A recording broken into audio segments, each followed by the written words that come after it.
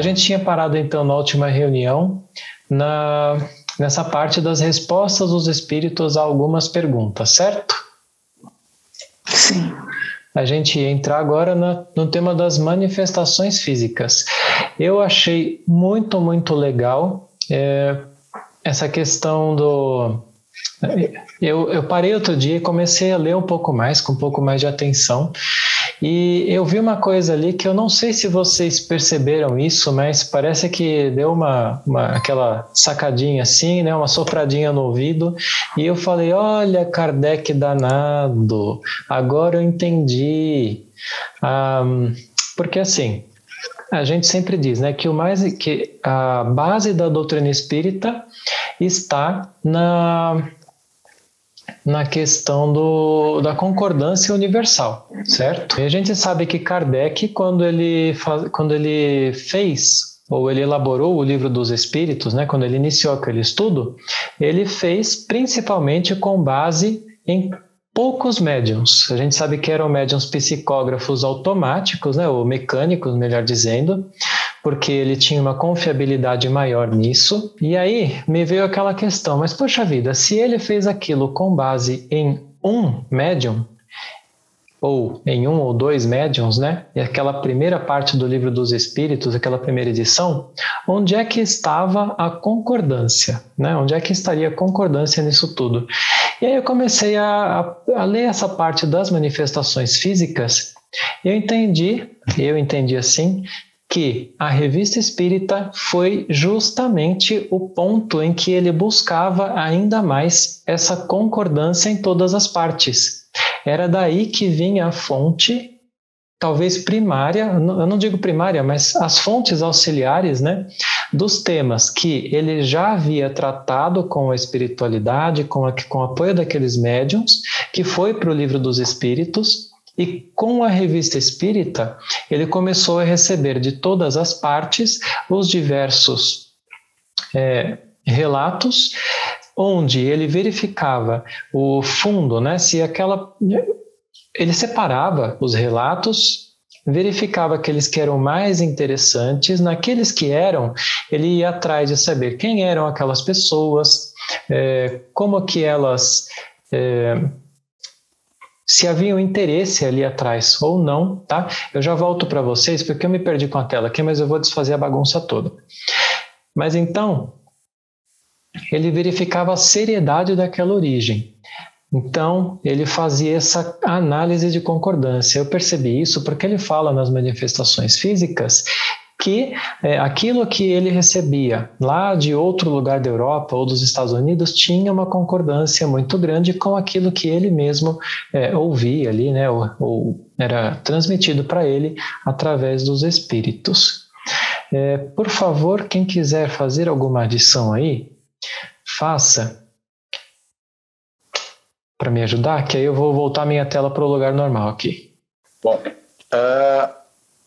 nessa questão, eu confesso que eu nunca li muito a biografia de Kardec e a forma como a doutrina foi criada, né? Eu vi o filme de Kardec e alguns relatos de alguns historiadores que pesquisaram mais, né?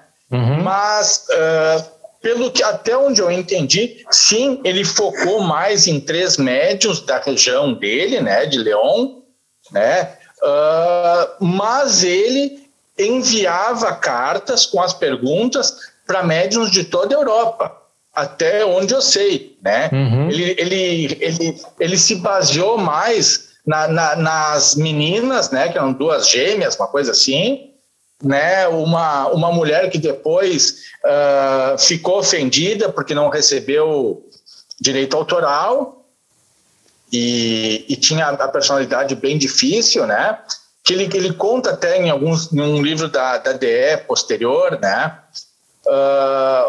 enfim, foram 3 ou 4, uma coisa assim, mas ele a todo tempo mandava cartas para vários médiuns de confiança dele que começaram a se dispor, né? Então, acho que aí que foi o controle universal. Evidentemente que ele focava mais em quem estava perto, né? Quem dava as dicas, né? Eu acredito que ele se focava muito, né? Mas eu acho que assim, que não foi só 3. Eu acho que nem tão 8, nem tão 80, né? Não, é que porque quando eu disse assim, questão de 3, eu sei que eram poucos médiuns, né? No Livro dos Espíritos, ele diz, eu não lembro direito se é na Revista Espírita um pouco mais para frente, ou se foi em outro lugar, depois eu recupero isso direitinho, né? Mas que ele teve uma ajuda maior, né? Principalmente de 2 irmãs que elas estavam na adolescência, perto de 14 anos, né? Ele, claro, não simplesmente acreditou nelas, ele verificou tudo aquilo que ele tinha que verificar, né? A procedência da família, se havia interesse e tudo mais, mas pelo que eu vi foi isso, né? Principalmente aquelas 2. Depois teve uma revisão, né? A própria espiritualidade pediu para fazer uma revisão naquilo tudo, e ele fez com alguns outros médiums. E aí eu sei, né, dessa questão das cartas que ele enviava, mas aí que tá, até aí nunca tinha ficado muito claro. E a Revista Espírita, eu percebi que ele recebia muito ele se utilizava muito para isso também, né? Diga, Ariane. Posso falar? É o seguinte, eu acho o contrário. Eu acho que para ele fazer o Livro dos Espíritos, agora foi. Para ele fazer o Livro dos Espíritos, ele usou aquelas 2 adolescentes, meninas, né? E uma outra senhora, e talvez essas cartas, não sei. Mas para fazer o Livro dos Médiuns, foi depois que ele começou a Revista Espírita. Então, eu tenho por mim que ele fez a revista como ele pensava, né? Ele fez a primeira edição, a segunda, 1 ano de edição. Aí ele começou a ver que chegava um monte de material para ele dos fenômenos que ele tinha descrito. Aí ele falou, não, eu preciso implementar. Alô? Eu preciso implementar isso. Então, eu vou verificar o que eu recebi. Foi o inverso, no meu entender. Ele fez a Revista Espírita para difundir a doutrina e todo o experimento dele, e com a consequência de receber todas as cartas e as manifestações das outras pessoas, dos lugares onde a revista, aí que veio a consequência, falou, opa, eu preciso ver se isso aqui realmente bate. E aí ele começou a fazer a verificação, como é que chama? A concordância universal. Eu acho que foi isso, no meu entender. Alberto? Alguma coisa? É um ponto de vista bem interessante, né? Que ele começou a se informar sobre o assunto, e mais tarde que ele começou a incluir mais gente. É uma ideia interessante, até porque todo projeto que começa grande não se termina, né?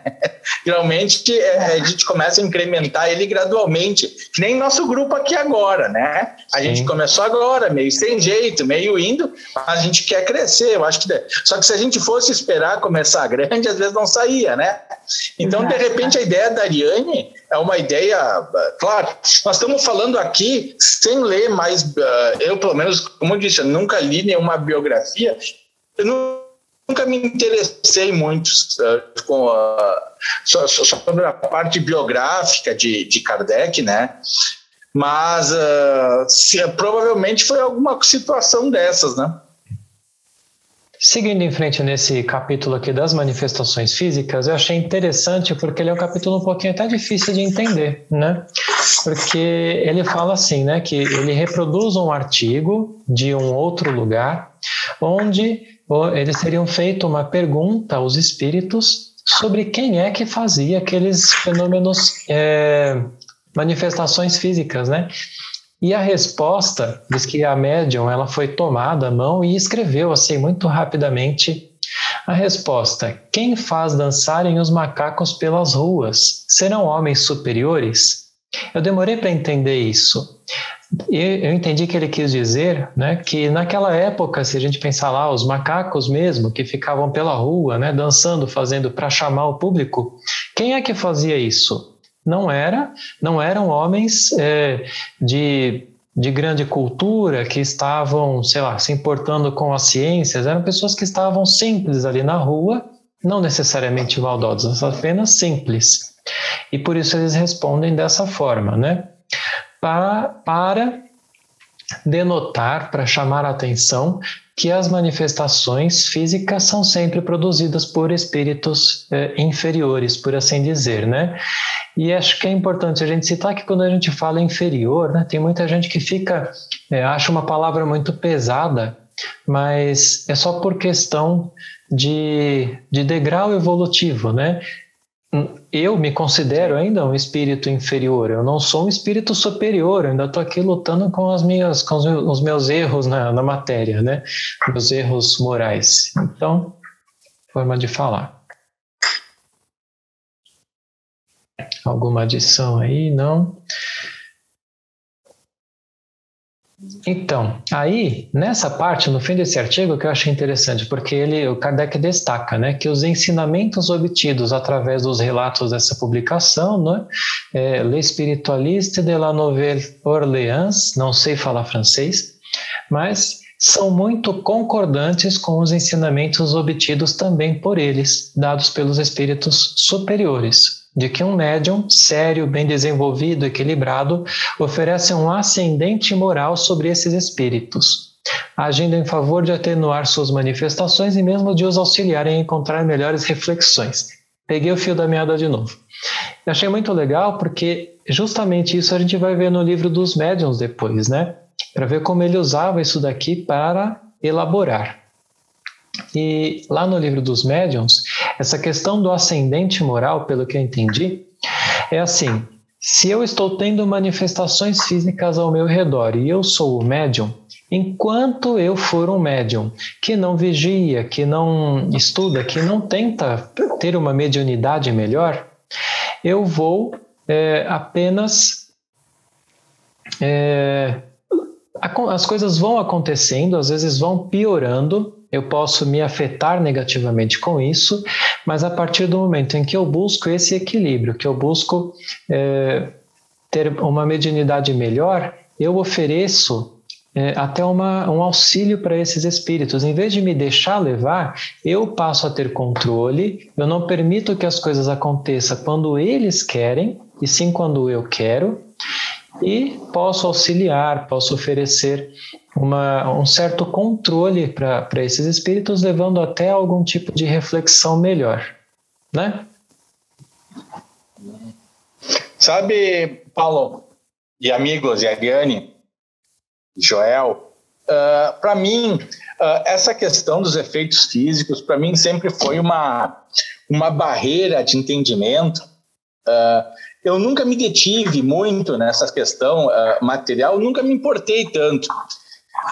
Tanto que antes da pandemia eu ia ingressar num grupo de estudo mediúnico que nós ia começar desde o início. Nós ia começar com as mesas girantes. Nós ia começar a estudar os efeitos físicos com as mesas girantes. Porém, sempre me surgiu algumas dúvidas. Por exemplo, se um espírito consegue carregar uma pedra, consegue esconder uma pedra, consegue mover uma mesa, por que o obsessor não consegue enfiar uma faca no coração do obsidiado? No caso de um obsessor que odeia sua vítima, né?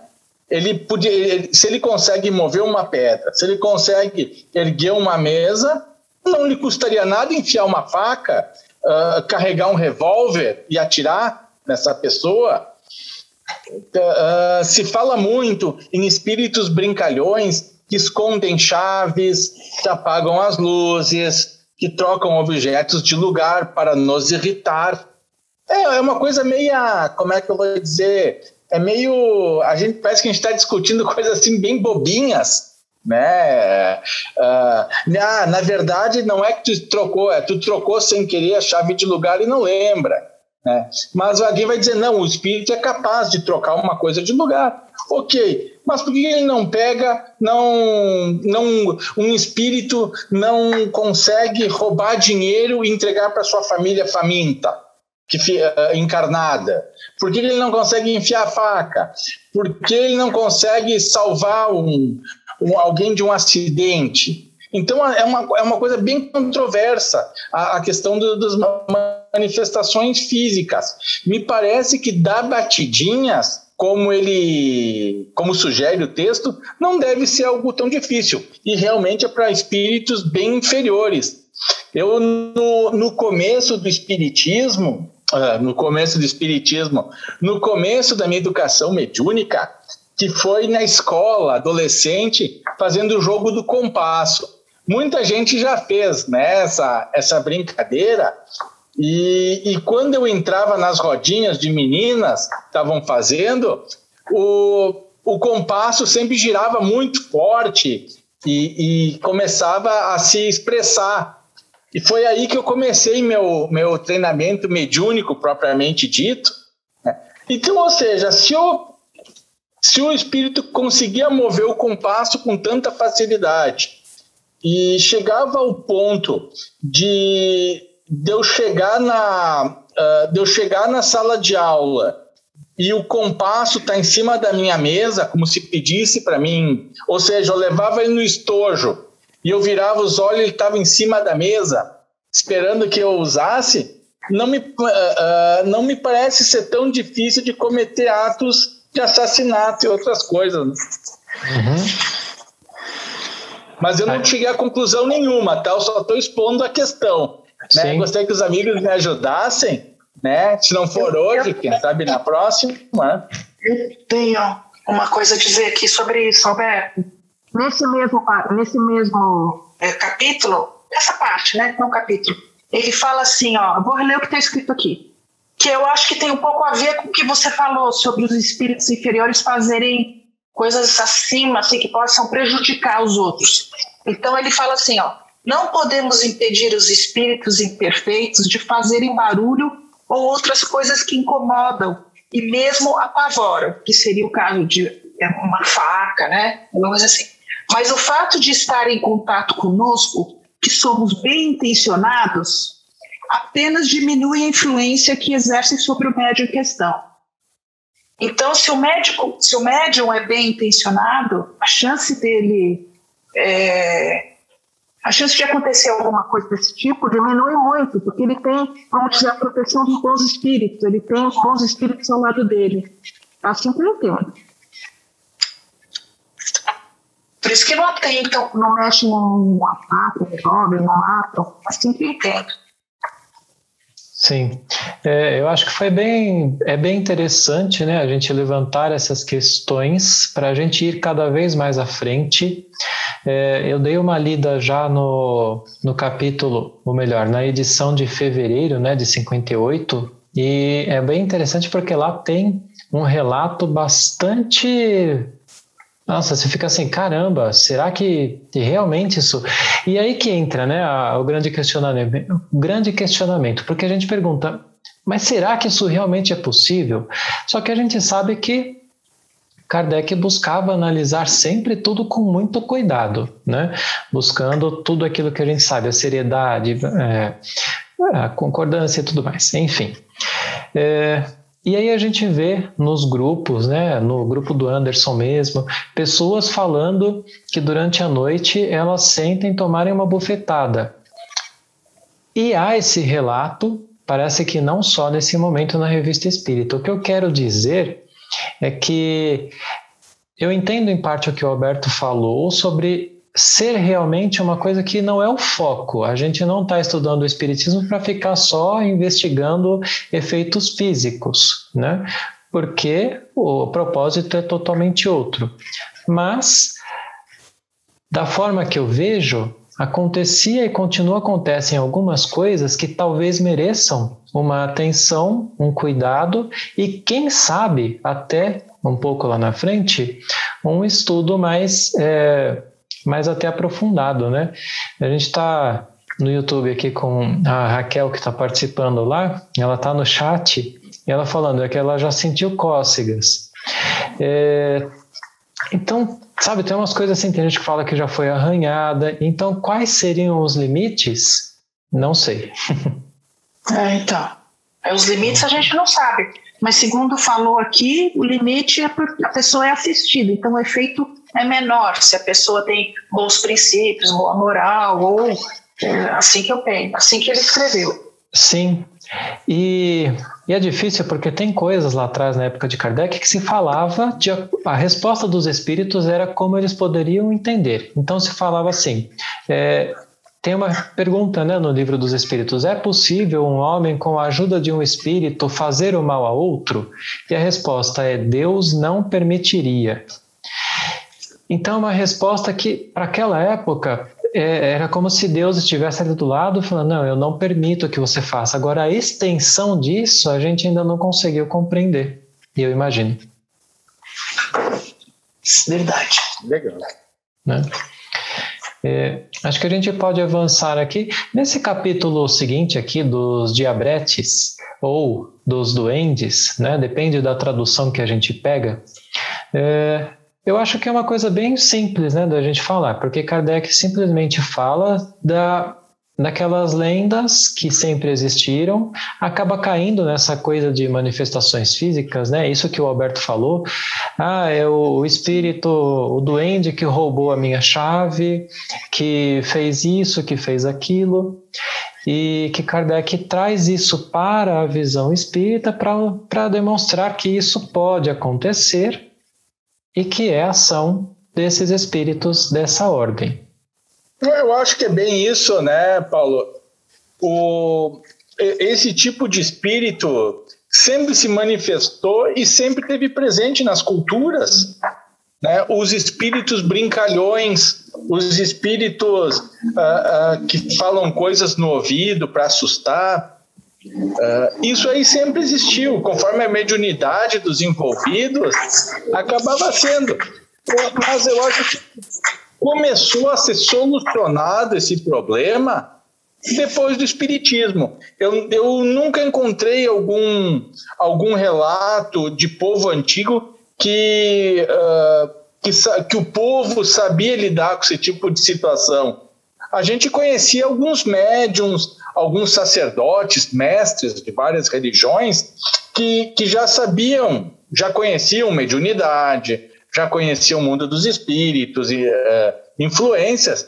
Esses sabiam lidar, mas o povo comum nunca. Então foi Kardec que apresentou para o mundo uma explicação para essa fenomenologia. Então, hoje a gente não precisa mais ter medo deles, mas uma vez não tinha o que fazer, tinha que ter medo. O próximo tópico é evocações particulares. Eu fiz algumas anotações aqui, que acho que eu vou até parafrasear um pouco, porque eu achei interessante. Aí se vocês quiserem também falar alguma coisa, né? Ele aborda algumas questões de evocações particulares com a finalidade de promover um ganho geral, né? Uma análise geral. E aí, nesse ponto, eu fico até me questionando, né? É mais uma questão que a gente tem que levar adiante entre os limites, porque muitas vezes a gente fala que a gente não deve ficar o tempo todo lá querendo consultar os espíritos sobre todas as coisas da vida, né?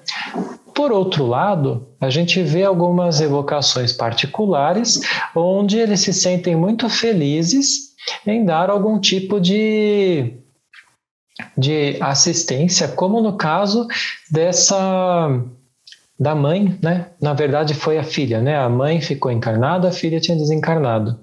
E a mãe vem ali para ela e fala, olha, você tem que tomar cuidado com o fulano, presta atenção nele. Ah, mas por quê? Isso eu não posso te dizer, mas presta atenção. Então, poxa, tem coisas assim, que nem lá na minha família, né? Já aconteceu de virem espíritos familiares sem a gente pedir e falar, toma cuidado com a sua saúde. E se limita a isso, né? Porque a gente tem que fazer a nossa parte.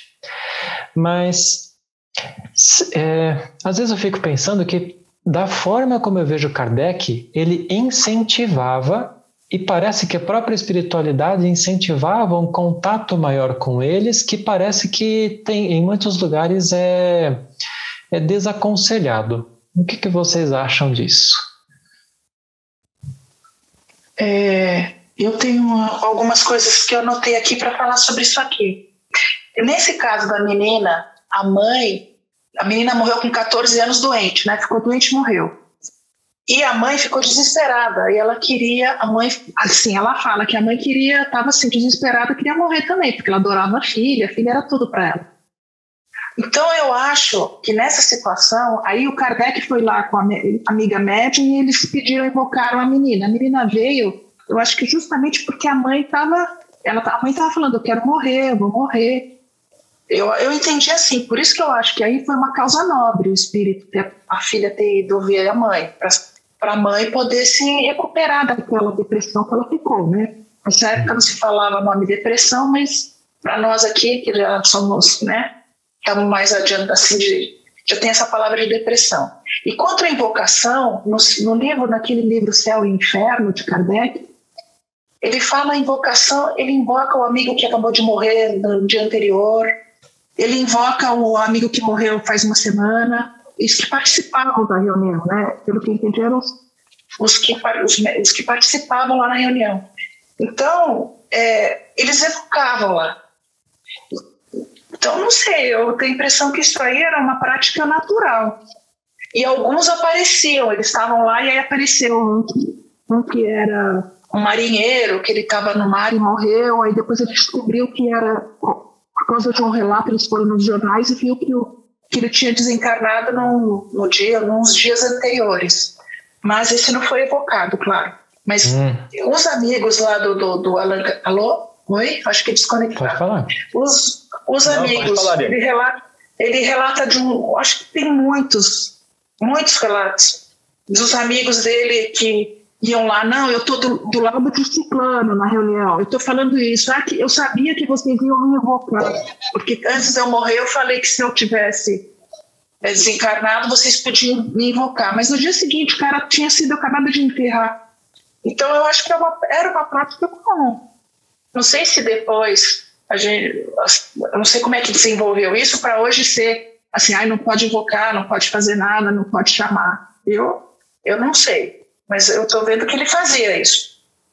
Era essa a contribuição. Tá. Era isso que eu anotei aqui. Alberto. Posso falar? Pode. Mais uma coisinha só. E a menina também fala assim... Posso começar? Só isso aqui. A menina também fala assim, eu que inspirei você para me evocar, mamãe. A menina fala isso. Só isso. Tá. Alberto? Pronto. Alberto. Bom, gente, algumas coisas me chamou a atenção nessa evocação. De novo, eu vou propor mais debate do que solução, tá? Mas, enfim, são observações. Como já foi falado agora, né, a questão de evocar pessoas. Você perdeu um filho, perdeu uma mãe, você querer falar com ela, ver como ela está, saber da sorte de um familiar nosso que recém desencarnou ou que está desencarnado. Eu assim, na minha família, eu tenho, no caso, a minha esposa perdeu o irmão. Eu nunca vi ela falar, ela sempre viu eu lidar com espiritismo, eu em centro espírita, ela nunca pediu, me consegue uma carta do meu irmão. Ela nunca pediu. E eu, assim, já perdi mãe e pai, para mim seria um sonho me reencontrar com eles, né? Obviamente uma coisa impossível, mas eu nunca fui atrás de psicografia deles ou de tentar comunicação. Eu não sei, eu nunca tive a curiosidade. Então fica a minha deixa, né? Todas essas pessoas que perdem alguém, qual é a real necessidade que elas têm de querer falar com o familiar, sabe? Até porque a chance de ser enganado é muito grande. A maioria, tem poucos centros espírita que fazem psicografia de pessoas falecidas, né, de familiares. E desses poucos mesmo, a maioria são textos genéricos. Né? Estou bem, aqui a gente trabalha, aqui a gente sabe, aquele blá blá blá todo. Né? E, enfim, outra coisa que já foi falado, também que eu acho muito importante, a questão que na época ali de Kardec, ele incentivava vocês evocarem todo mundo. Ou seja, morreu o Zezinho da esquina, se evocava e se perguntava a sorte, a felicidade que ele estava, o que ele estava sentindo. Kardec sempre focou muito em como o espírito estava se sentindo. Estava ali no meio, mas sempre não no sentido de, por exemplo, tu não entender uma obra filosófica e tu chamar Platão e pedir uma explicação, ou chamar Aristóteles e pedir uma explicação. Não. Ele sempre focou nas pequenas coisas, me parece as coisas mais caseiras. Né? E ele sempre fez questão de dizer para evocar todo mundo. Sempre que os grupos de estudo mediúnico devem evocar todo mundo, devem evocar as pessoas sem medo, devem obter respostas. Né? Infelizmente, como foi dito, as pessoas têm uma certa tendência em pedir para os espíritos, da mesma forma que Kardec fez, pedir a situação deles no mundo dos espíritos, em vez de se concentrar em coisas mais materiais, em soluções ou em coisas filosóficas, ou até aconselhamento. Aconselhamento eu vejo mais por aí. Enfim, essa aí foi uma das primeiras evocações que Kardec trouxe a público, né? Porque ele só vai botar as evocações em livro, evocações de pessoas comuns, ele vai botar só no livro Entre o Céu e o Inferno. Antes, ele foi abastecendo as pessoas dessa linha de evocações, tudo pela Revista Espírita, para ver qual o nosso trabalho aqui é árduo e de certa forma necessário, né? Porque, como eu disse, eu não achei nenhum grupo de estudo de revista, né? Todos falam da revista de forma general, né? Que não é o que a gente está se propondo de passar texto a texto, né? Sim. É isso. Tá, eu só ia adicionar, porque você falando aí, eu refleti numa coisa, rapidamente. É interessante, porque esse negócio de todo mundo buscar uma psicografia do seu ente querido. Kardec fazia isso naquela época porque Kardec não tinha a codificação da doutrina espírita, os livros e tudo o que veio depois, que, querendo ou não, por mais que a gente possa ver aí algumas obras que são até questionáveis, né, em alguns aspectos, de certa forma tem um fundo moral. Então, o que eu quero dizer? Esses mais de 160 anos trouxe para a gente um entendimento muito grande do que é a vida e do que acontece do lado de lá. Então, hoje a gente poderia e deveria, e acho que é isso que o Espiritismo ou os espíritas estão falhando tanto em entender e ensinar, né, que é avançar, passar além disso, né? Para que a gente não fique presos apenas nessas questões pessoais, apenas querendo obter psicografia da mãe que morreu, porque a gente já sabe que a mãe que morreu continua do outro lado e que se eu estiver equilibrado eu vou muitas vezes até encontrá-la em sonho, receber intuições dela e tudo mais, e que é melhor eu me focar em outras coisas e não ficar em cima dessas dores, né? É isso mesmo, concordo plenamente. Perfeito.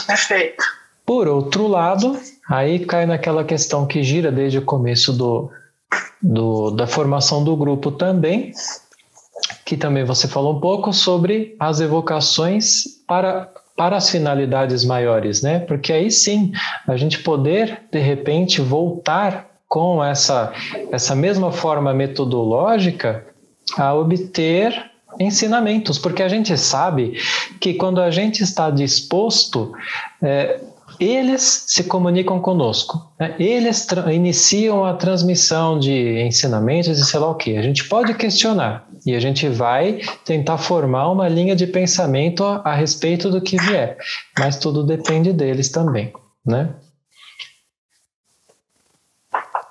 Teve um ponto bastante interessante aqui que eu achei nessa questão da concordância, porque eu penso assim, qualquer coisa que Kardec colocava na revista ou nos livros, ele selecionava muito bem, ele analisava muito bem, com cuidado. E se alguma coisa fosse contra a linha de pensamentos que ele estava desenvolvendo ali com base naquele estudo, ele sempre cuidava de fazer uma observação a respeito daquilo, certo? E aí, eu achei interessante porque na comunicação seguinte, onde o filho tenta buscar, era uma situação onde o pai era materialista, transmitiu isso para o filho, só que o filho teve contato depois da morte do pai com o Livro dos Espíritos. É interessante notar que isso mexeu com ele, porque mesmo acreditando nessas coisas materialistas, para você ver como quem estuda com bom propósito, quem lê pelo menos, né, sem pré-julgamentos, aquela não tem como, peraí, tem alguma coisa a mais nisso aqui, né? E ele foi buscar uma resposta, ele foi até um médium e falou, se você conseguir uma evocação do meu pai, eu acredito. Isso não é uma coisa, é claro, recomendada. Ali foi um caso em que ele teve uma resposta, mas muitas vezes não teria. Enfim, no meio dessa resposta, eu achei muito interessante que ele destacou o seguinte, né? A pergunta do filho: seremos punidos ou recompensados de acordo com nossos atos? A resposta: se você fizer o mal, sofrerá. Eu serei recompensado se eu fizer o bem? Você avançará em seu caminho. Eu destaquei isso aqui porque se Kardec fosse contra esse pensamento, ele teria feito uma anotação, uma nota de rodapé, falado alguma coisa. Ele não falou nada sobre isso e vai muito de encontro com essa questão de que nós não estamos aqui pagando nada, nós não estamos aqui pagando nesse sentido de pagar para outra pessoa, não estamos sendo castigados e o bem que eu fizer não vai ser recompensado em forma de um lugarzinho no céu ou de qualquer coisa assim. Eu apenas vou sofrer o mal que eu mesmo fizer, das consequências dele, ou eu vou avançar mais rápido pelo bem que eu fizer. Eu achei interessante porque as pessoas que não conseguem ver a questão da adulteração no céu e o inferno, onde lá no item 9 do capítulo 7, né, teria escrito ali que aquilo que a gente não fizer nessa vida, a gente vai pagar em outra vida, não está de acordo com esse pensamento de Kardec. Exato. Certo? Exato. Nisso que você falou, eu vou acrescentar só que ele fala logo em seguida assim, que eu acho que tem a ver com isso. Serei recompensado, avançará em seu caminho, falou o pai. Aí depois o pai fala assim, aí ele fala, como é que eu faço para ser melhor, assim, tão bom quanto o senhor foi? Aí ele fala assim, desenvolve suas virtudes e abafa seus vícios. Ou seja, põe foque nas virtudes, né, para você melhorar. Sim. Está sendo interessante. Isso. Você quer falar, Alberto? Adicionar? Eu queria pedir, Paulo, para tu repetir a frase de adulteração ali. A adulteração no céu e inferno. No capítulo 7, da segunda parte, se não me engano, item 9, né? Onde lá é um dos pontos mais notáveis dessa adulteração, que tem lá, né, tudo isso explicado lá nas nossas obras recomendadas, mas onde ele diz que aquilo que você não fizer numa vida, que você não tiver pago em uma vida, você vai pagar em outra vida, ele está falando em pagar dívidas, né? Além de toda a questão das demais alterações, de terem suprimido o prefácio de Kardec, que ele sempre colocava por ser muito importante, esse ponto está em total desacordo com o pensamento que ele elaborava, que ele compartilhava, né, do ensinamento dos espíritos. Ok. Certo? Ok, um dia vamos fazer um especial só sobre a adulteração. A gente precisa, vai ser bem legal. Porque o certo, eu acho bem legal, Alberto, esse negócio da alteração, a gente conversar. Mas assim, é que eu fiz umas outras anotações sobre isso aqui. Que a gente não pode enxergar como castigo, né? Mas condição como aperfeiçoamento. Então, se a pessoa vem com algum tipo de provação para passar, é para aperfeiçoar e não como castigo. Porque o espírito se arrepender. E o que ele se apegava era isso. Quando o espírito se sentia culpado, ele se revoltava.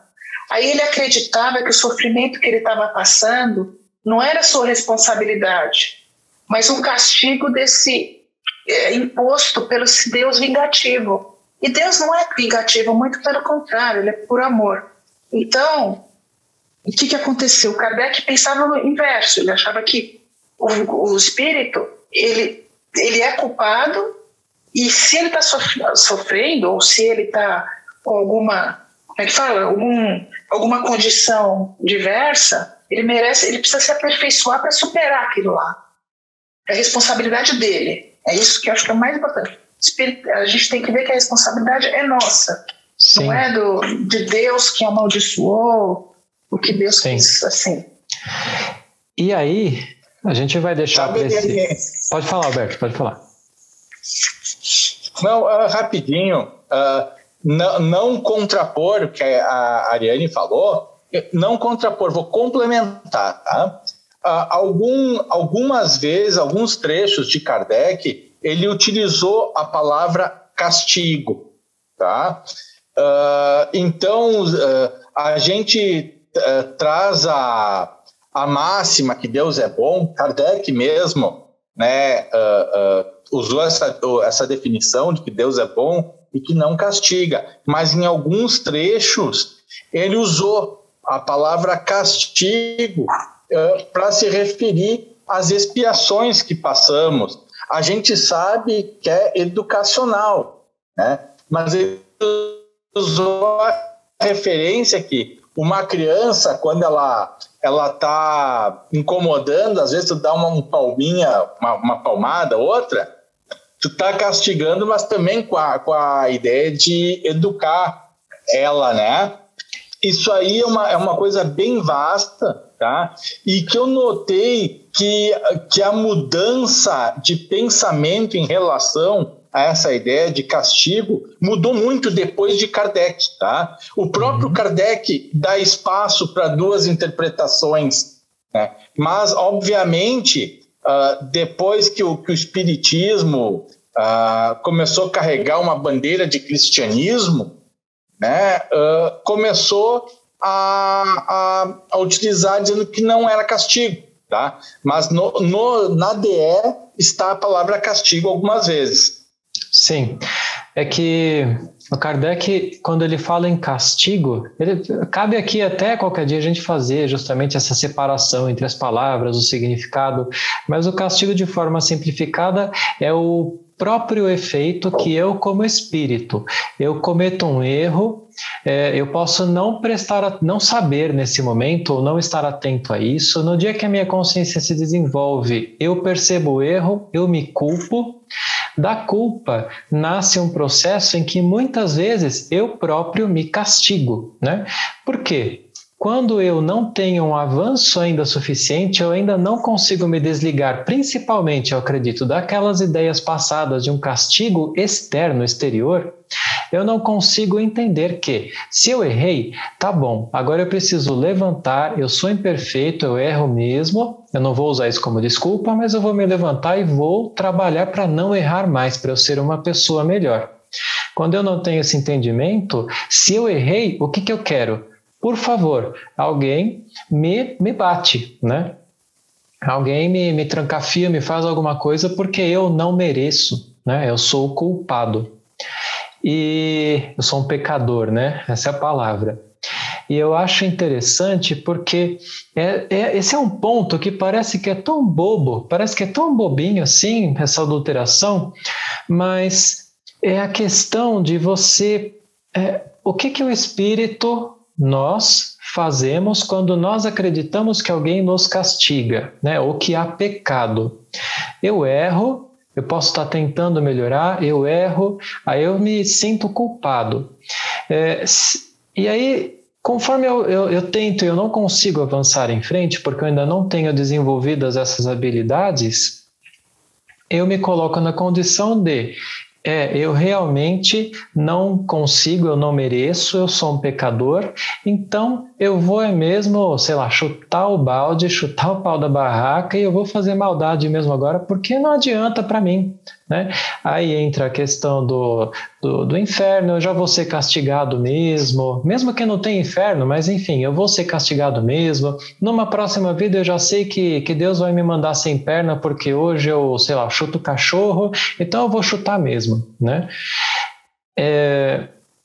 Voltar a esse entendimento, né, de olhar para dentro de si, de aprender com os erros, de corrigir esses erros, para que nós, deixando de errar, aí sim, sejamos mais felizes. Bom, gente, acho que a gente pode terminar então, né? Alguém quer fazer a prece de encerramento? Alguma consideração?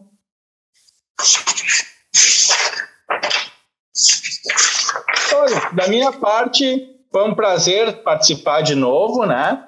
Esperamos que o nosso grupo cresça, vamos esperar que se multiplique o nosso alcance, né? Que mais gente conheça essa obra fantástica que é a Revista Espírita. Tá, joia. E um prazer estudar com vocês. Igualmente. Eu também estou sentindo, está sendo muito legal mesmo. Que bom. Muito legal. Que bom. O Roberto foi fazer a prece, né?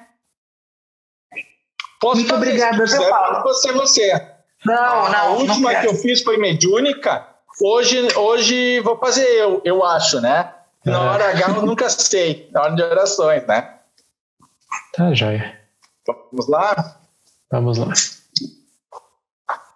Vamos pedir aos bons espíritos nos inspirem, nos incentivem e nos traga a consciência necessária para a realização dessa tarefa fantástica.